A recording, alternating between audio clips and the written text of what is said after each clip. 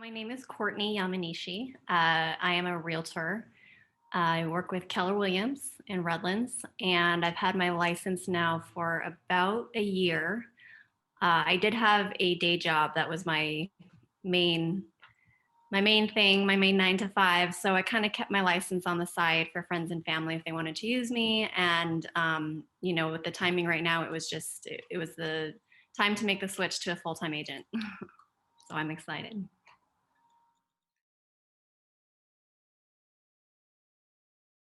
So as realtors, we are independent contractors, but we work under a broker.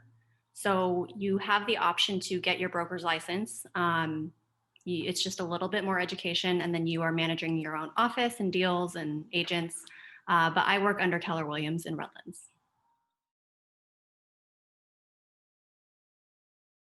So you don't need a bachelor's degree. You actually just need 3 courses. It's legal principles.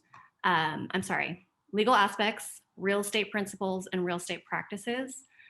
You can take the courses online or in person. I love in person. Obviously, things have changed now, but I did do mine online, which I think, kind of I took my time because I was working and it was kind of, a side thing. And so there, I didn't have a rush or any specific set course to finish the deadline. And so, I kind of dragged out the education, but yeah, you can do it pretty quickly if within less than a year, if that's all you've got going on. I had my bachelor's degree in marketing, and then I did it was a certificate at UCLA extension for architecture and interior design. It was a great program.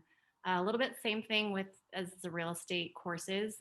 It's go at your own pace, which was wonderful because I could work and make money, and there's nothing more invaluable than actual work experience.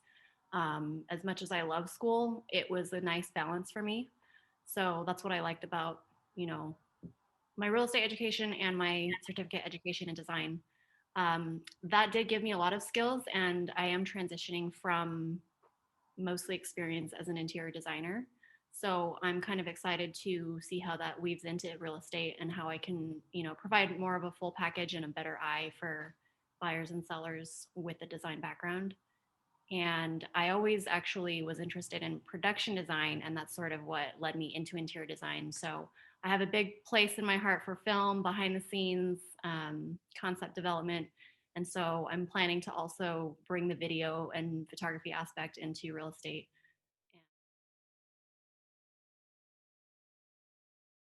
I still am just transitioning off of my day job. And so I haven't been able to put in the full time work that it takes to be successful in real estate. I thought I can keep it in the background and as needed, but if you want to do well, everyone tells you got to go full time, and it's just so true. It's a full time job. Even just taking classes that my broker offers alone, you could take training all day long, 5 days a week. You could go preview homes all weekend. So it's a little different for everybody, but I think consistency is important. Definitely making a schedule. So some of the things that I'm trying to start incorporating in my day is definitely reaching out to people, whether it's on Instagram, whether it's on Facebook, whether it's text messaging. And it's hard at first. It's kind of scary for people because you don't want to come off salesy and like, hey, I haven't talked to you in 10 years, but do you want to buy a house? And so it's I've taken both approaches where it's kind of like, hey, just checking in, and just, I just wanted to say hi so that, you kind of stay top of mind and you make a connection with them. But it's also the other hand, you got to be straightforward, and you don't want to waste your time or other people's time if you're trying to beat around the bush. And, so it's good to also be upfront and say, hey, like, I haven't spoken to you in a while. I want to let you know I'm in real estate. Please keep me in mind if, you have anybody that could use my help. And so I've tried different approaches, and I think that it depends on the person, the age, the preference. And so I kind of cater it to, I honestly took my phone and I was like, I'm going to start with the A's. And I went down the A's, and it was like, this person I've text, this person I give a phone call, this person I would slide in the DMs. So it just really depends. Part of it too was that I didn't want to jump into real estate. When I got my license, I wasn't ready to go full time because I felt like I didn't have enough knowledge. I didn't have enough experience. I didn't know, I felt like I wanted to know everything, and I wanted it to be perfect before I put myself out there. But I think there's a balance of, know as much as you can, but at some point you have to start. At some point you have to start talking to people. And, I think one of the best ways I learn is just jumping in. And obviously the more preparation, the better. But, I can't hide behind my laptop and watch YouTube videos on real estate or podcasts, or training. I have to actually go out and practice it and do it and, make mistakes and learn from them and move forward. And so that was really important. But um, I think that staying relevant with the market, whether it is listening to podcasts, subscribing to any kind of emails from mortgage companies, lenders, this is what's going on. These are what the rates are. Here's a new law that changed, and it's important to be on top of those things. So I try to make a little bit of time for that. Um, I just started doing my first video projects. So I did a home video tour. So part of my weekends was, I might be doing showings. Obviously, we're not doing open houses anymore. Showings are a little different. Not much. You wear a mask. You sign a form promising no one's going to sue anybody if they get COVID. We're all aware it's out there. And so yeah, the video, the editing. I think that's one of the greatest things about real estate, especially me trying to pull my other experience into it, is that there's such a variety of things to keep you on your toes, and it's never going to be the same day. It's never going to be always the same thing unless you really want it to.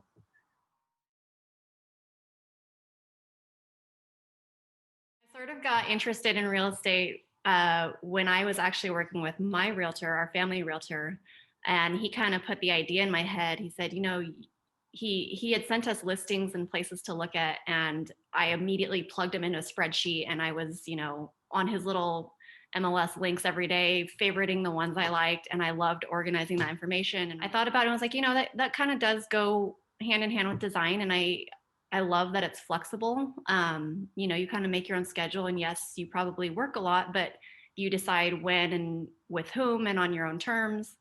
And there's no limit to what you can make. There's no salary cap. There's no, which is also a blessing and a curse because there's no set guaranteed income. I think that's one of your later questions, but yeah, I think the flexibility was what drew me to that the most. I love being independent. I love freelance work. I love change, and so on top of it forces you to talk to people.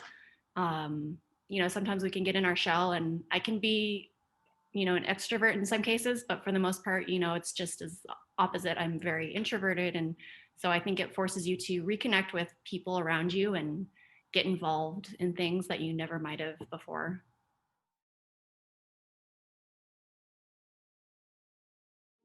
Good characteristics or personality traits for this position would be definitely people person.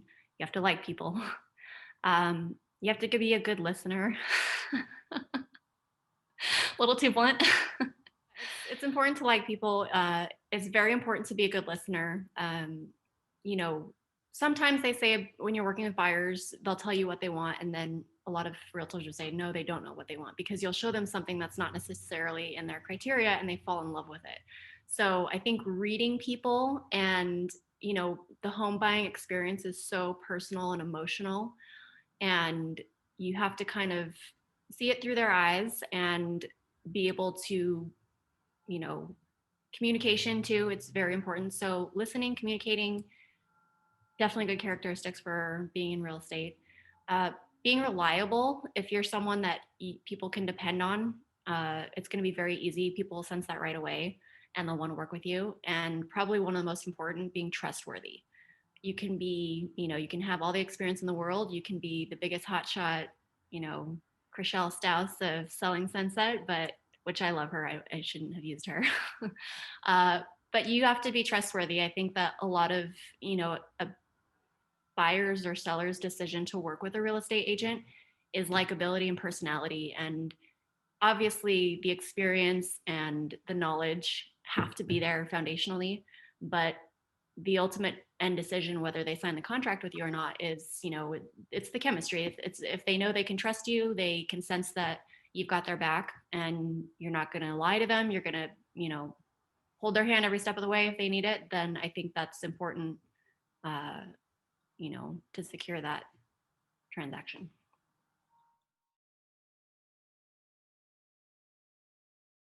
I think that there is a little bit of both for a real estate agent working alone versus working with others. I think that you're always on the go, you're always on the phone, you're always interacting with so many different types of people.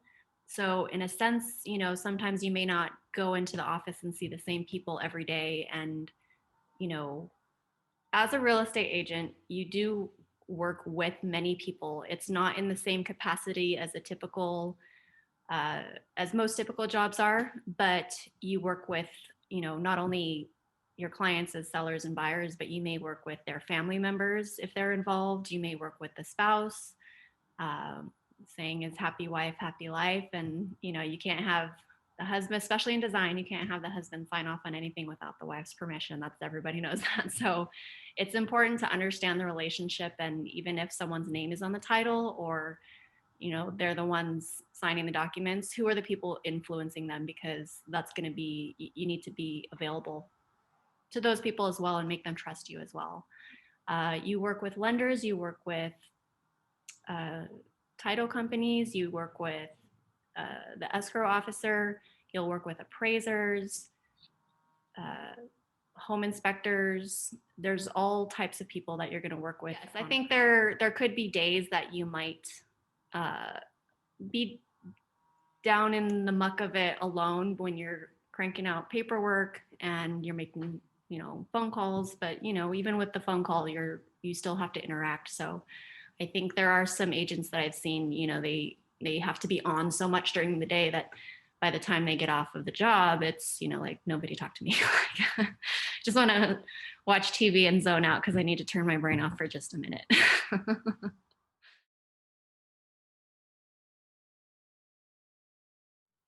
I think start with the bad and move to the new. I think for disadvantages of working with, say, buyers or sellers, I truly believe that if there isn't a disadvantage, as an agent, it is your job to try and fix that problem.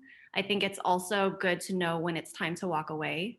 And so a lot of people in the industry will say, oh, I got an indecisive buyer and we've looked at 30 houses and then they never put in an offer. And so having an indecisive buyer is, that's something that you should probably pre-qualify the buyer for ahead of time and make sure they're really ready and gauge them for how motivated are they to start looking for a new home. And so it shouldn't be a disadvantage. I can't think of any disadvantages of working with sellers. I think maybe it kind of leads into more of the advantages. One of the advantages of working with buyers is that you get to form a relationship with them. It's much more personal. You are, you're working with them on a more frequent basis. Whereas if you're working with a seller, you may have a listing appointment, you may interact with them a few more times, and then that's it. Maybe they're vacant, maybe they already moved out to their new home, and you never see them again. The advantage of working with sellers is that sellers, tend to be a little bit more motivated, depending on the situation, but it's very objective. They have something that they have a deadline. They might need to move somewhere because of a job offer. They might need to, you know, the sale of their home might be contingent on them finding another place. And so they're very motivated to get their home on the market. As a listing agent, at least from my perspective, I think it's kind of the fun side of you have the product, you get to package it and market it in a very unique and creative way. And you do sometimes sellers agents take a little bit more commission than the buyer's agents. It's not common, kind of an unspoken thing, I think, that maybe buyers and sellers aren't aware of. Um, but yeah, listing agent, you can specialize in either one. And sometimes your ratio is different every year. Um, I think it's good to have a good balance, and it really is, it depends on, what kind of areas you tend to lean towards and gravitate towards. And a real estate team will have both. So maybe someone's really good at working with buyers and they really enjoy it, or maybe, someone's really good at getting listing appointments and, putting the home on the market and seeing what needs to be done. Pricing it right is so important. It saves time for people, and I think a lot of homeowners get very connected to their home, and it's hard for them to offer at a price that will sell. They want to offer it as something that obviously they all want more, right? But in the long run, it's, do you want it to sit there on the market forever and cost you money and delay on your motivations, or do you want it to sell for, especially if that's a strategy that listing agents will use, is, you do market your comparative market analysis, and you look at the comps, and if you price slightly lower, you're going to start creating a bidding war, and you're going to get so many offers, you're going to have a multiple counter offer situation, and that's going to drive the price up. So it's important for sellers to know, a good strategy, and still understanding that there will be value for them.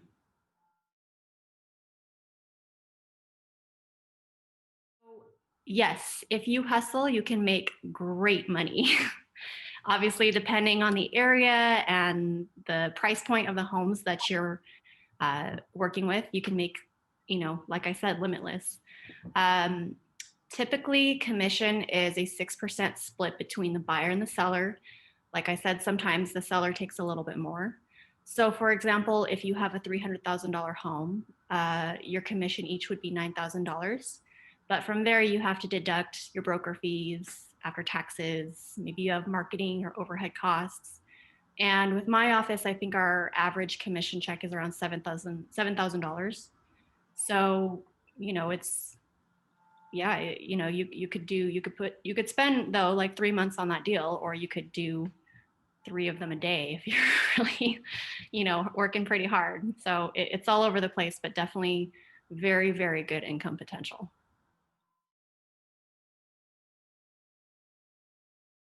There are a few stigmas that people have towards real estate agents. It's very common to place them in the category like car salesmen, that, they're pushy or they can't be trusted. Especially a lot of for sale by owners are coming on the market, or, they have been. And for example, my neighbor listed her home for sale because, it's like she didn't want to use an agent, and her home sat on the market for 8 months.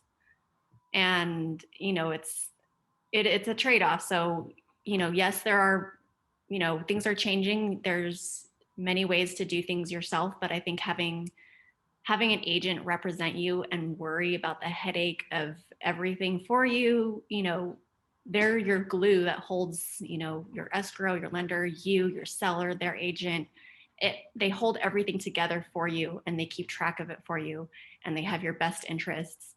And yes, you can do it by yourself. I think it's the same thing with design.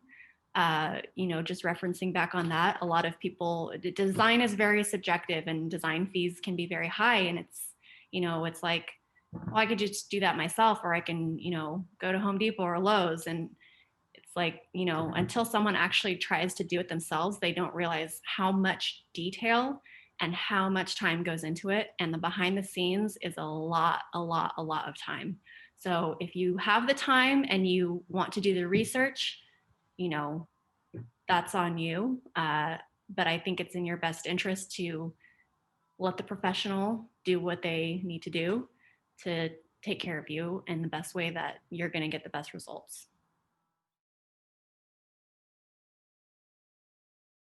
I think some of the best things about working in real estate are that you get to help people with a very important and valuable change in their lives. I think you get to learn about most one of the smartest things you can do with your money. You get to know the ins and outs of that. And even if you don't want to be a realtor, I suggest understanding the value of putting your money in real estate and the wealth accumulation that can come from that. I think, like I mentioned before, the human connection element is incredible. We weren't put on earth to be by ourselves and alone. And yes, we need alone time. It's good for us. We need to regroup.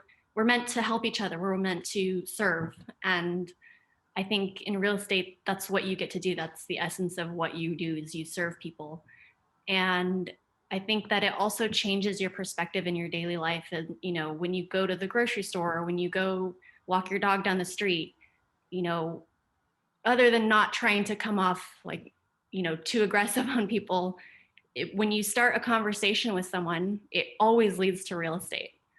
And just walking my dog alone, people have come to talk to me about my dog, and it strikes up a conversation, and it leads to work, and it leads to, it's not even the weather it's anymore, it's COVID. Everybody's always talking about COVID. And are you working from home? What do you do? And it always leads there. And I think that even if you're not trying to think like, oh, I have to go out and get a client when I go grocery shopping, I think that it forces you to think about your daily interactions in a different way, because you never know, if you just open your mouth and talk, you never know what opportunities that could lead to. And you have to talk, you have to smile at people, you have to interact with them. And even if your, objective is not to make a sale, I think you get so much satisfaction from making a human connection, making someone smile, or someone making you smile. So I think that is one of the best things, because it has reminded me to look at people when I go out in the day, instead of just hurrying about my business and, you know, robotically. It's, you got to treat each person as, I acknowledge you, you exist, you're there, hello, hi.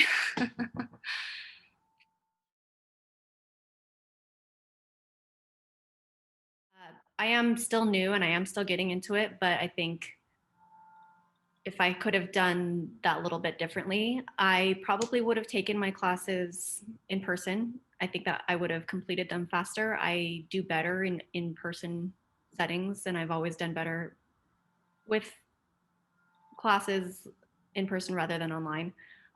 So it did hold me back a little bit, in that I felt like I had to know everything before I could go out and start to get a client.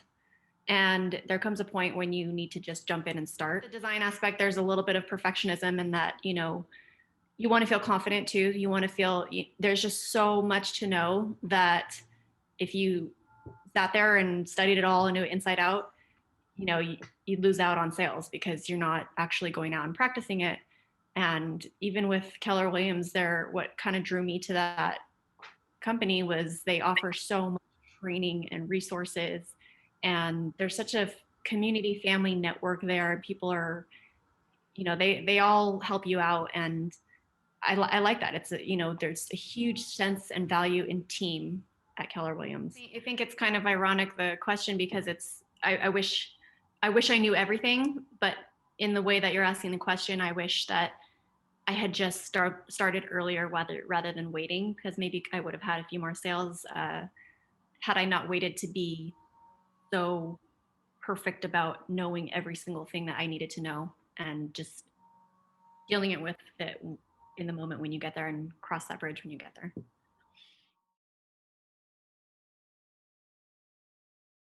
So the amount of time you spend with one given client can vary. You may spend a few days with a buyer, you show them a couple houses, and then they decide they're not ready. Or you may work with a seller, you have a listing appointment, you put their home on the market, then they move out of state. Uh, you could be anywhere from a few months to, you're spending time with a buyer who's not extremely motivated. They have a little bit of time on their side, and they check in here and there. You send them a couple houses on the market that fit their criteria, and then they're ready to go. But hopefully the goal is you work with them for life. So, if they do tend to move a lot like I have, hopefully you'll be able to be part of that and help them. If they have family and friends or neighbors or children, it's like a family brand. You get to stay with them for life and be there for the whole family.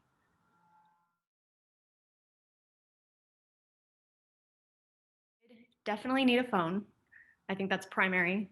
You need a laptop, unless you want to break out an iPad and a tiny little keyboard. uh, you need a car. I think it's going to be really hard to do without a car, unless you're, I don't know what the real estate is like in New York, but you need, as a listing agent, you need to have the Supra key, which is it's tied into an app on your phone. So once you're cleared as a realtor, you download the app, and that's how you unlock, you know, like a Bluetooth lockbox almost. So you put that on your seller's home, and then you can keep the keys in there, and it registers and tells the listing agent anytime someone comes in the home So you need that. There's a monthly fee for that. You need signs, um, you know, open house signs, your listings, your for sale signs. And then I would like to get into staging at some point. Some realtors do that and they have, a whole warehouse of furniture. That's a little bit different of a component, but I think, I think there's value in staging. Staging is a little bit of the design process. When you have a listing, you want to really market it in a way that is going to grab attention. And yes, you could take quick pictures with your cell phone, throw them on the listing and on the MLS, and the home will probably sell, but you probably won't sell it as fast. And I think people, especially in our day and age, are so visual. uh, it's important not to make it too custom. You want it to appeal to the masses. So you have to be careful with the design. But yeah, it's a separate vendor, like a photographer that you could bring in. They set up, all the furniture in the home. They put up artwork. They make it look beautiful, and it really, really enhances the pictures.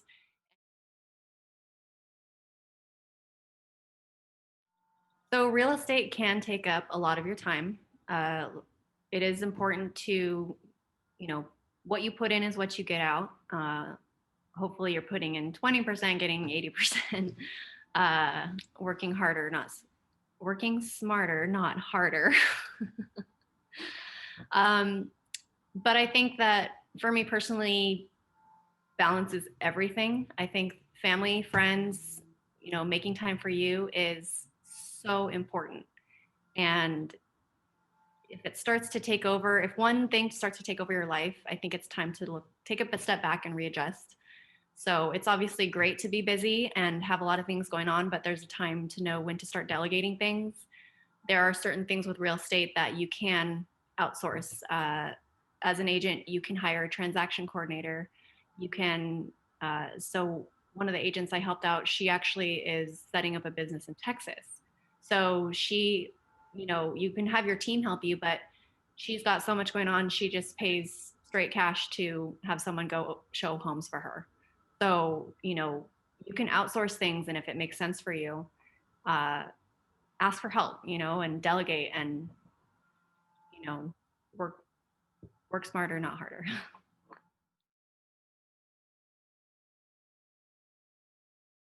You can decide if real estate is good for you, if you like talking to people, if you know that people can depend on you.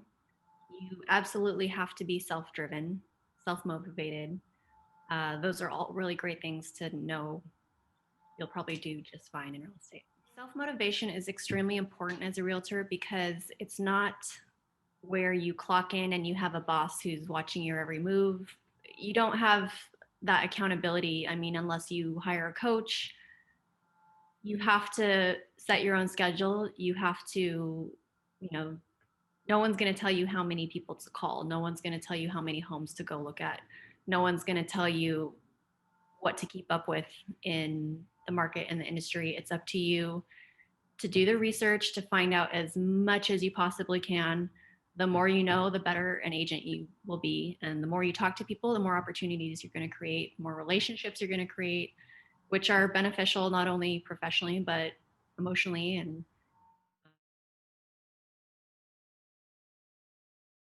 if you are interested in real estate, but you don't want to be in sales or working as an agent, you could be a broker. You could do the extra little bit of education and be more of the managing side, and you oversee your office and your agents and your deals. And uh, that is, you still deal with sales a little bit. You could go into property management.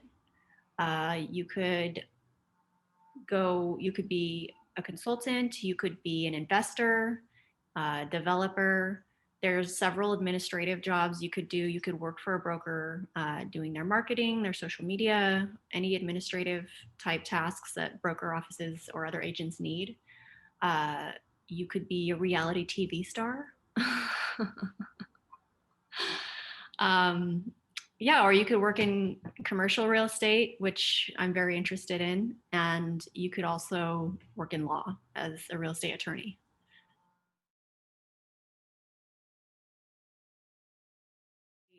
100% believe in what you're doing. I think that I wish I had more exposure to different careers much younger, 10, 20 years younger. I've hopped from several different things, mostly because I do love change, mostly because I'm curious.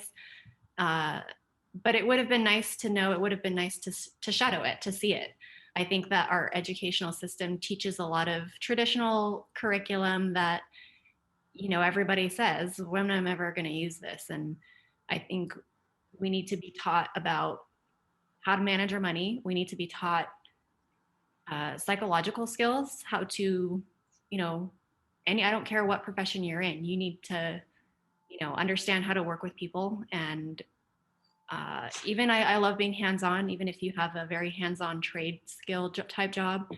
Um, that's all the more reason to go shadow someone who does it. Maybe it's a passion. Maybe you get really good at that skill and you fall in love with it. I think that any advice I would give to anyone, if you are interested in a profession or an idea or a concept or anything, any kind of business venture or even a hobby, just immerse yourself in it. Talk to people that do it. Surround yourself uh, by the people that interest you and what your interest is, and people who actually do that.